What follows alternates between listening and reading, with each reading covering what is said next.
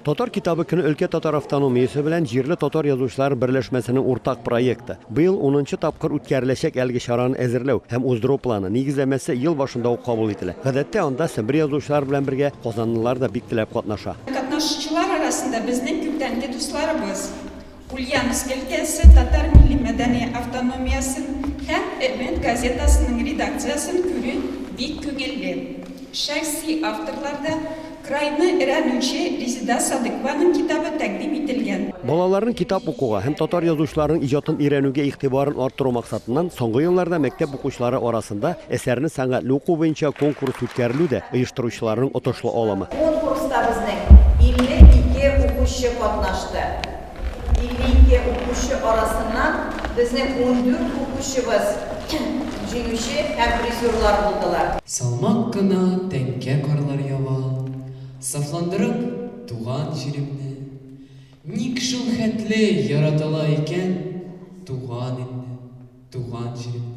Димитроград шәһәренең Габдулла исемендәге татар мәктәбе укучылары бу бәйгедә ел саен катнаша. Быел да сынатмадылар. Безнең якташ язучыларыбыз белән без үзебездә һәм безнең укучыларыбыз да горурланалар.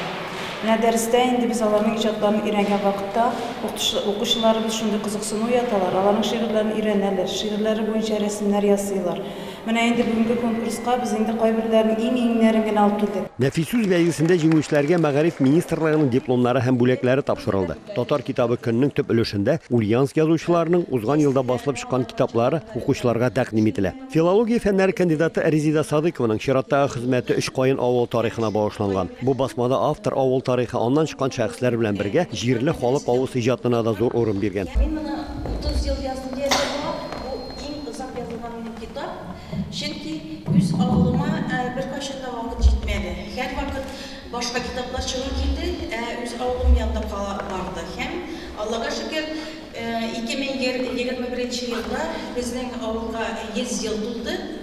Һәм шул уңай белән бу китапны инде чыгарга туры килде.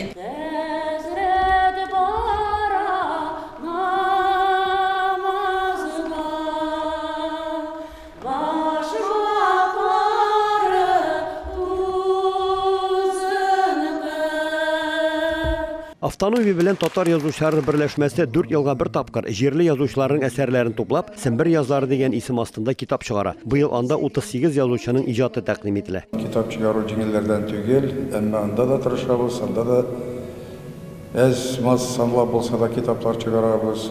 Күбрәген үз саныбыздан үзебезнең товарищ книги печать, дом печати да чыгарабыз. Көне икенче яртысында Төбәкнең мәдәният министры Евгения Сидорова быелгы бәйгедә җиңүчеләрне бүләкләде. Алар арасында тарих фәннәре кандидаты Рима Вильданованың автономия ярдәм белән чыгарылган Сембер татарларының матбугат, радио һәм телевидение тарихына багышланган китабы да бар иде. Ул иң яхшы тарихи басма номинациясендә 1нче дәрәҗә дипломга лаек булды. Ульяновск өлкәсеннән Рамис Сафин, Әхмәт Мөдәрисов, Яңа Гасыр каналы.